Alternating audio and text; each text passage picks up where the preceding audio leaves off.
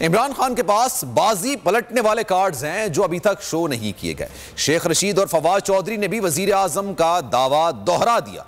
वजीर दाखिला ने मीडिया से बातचीत में कहा कि अपोजिशन अगर पुरएतमाद है तो हम भी पुरएतमाद हैं। अभी वजीर आजम के पास बहुत से कार्ड मौजूद हैं। तहरीक अदम एतमाद नाकाम होगी, उम्मीद है इत्तेहादी इमरान खान के साथ होंगे। बोल के प्रोग्राम में बातचीत करते हुए वजीर इत्तलात ने कहा कि वोटिंग से एक रोज पहले बताएंगे अपोजिशन के कितने लोग हमारे साथ हैं। पीपल्स पार्टी की तरह बेवकूफ नहीं है कि वक्त से पहले पत्ते शो कर दें।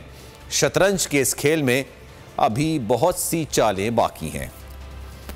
ना ऐलान पीएम के पास भी है ना जी, सारे कार्ड तो अगर अपोजिशन के पास है। देखें, असल अलग फैसला है अपोजिशन के साथ 27 को लोग कितने निकलेंगे और इमरान खान इत्तेहादियों का जिस दिन भी स्पीकर अदम एतमाद की तहरीक पर वोट करना चाहे और इमरान खान, अल्लाह से पूरी उम्मीद है कि इंशाअल्लाह ताला इमरान खान जीतेगा।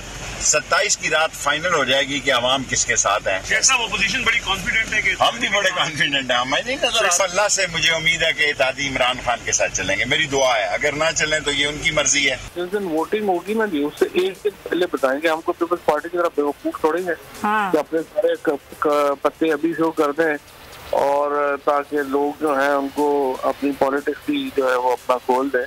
ये शतरंज के खेल में अभी बहुत खेल बाकी है, बहुत चालें बाकी हैं। सब्सक्राइब करें और बेल दबाएं ताकि कोई खबर रह न जाए।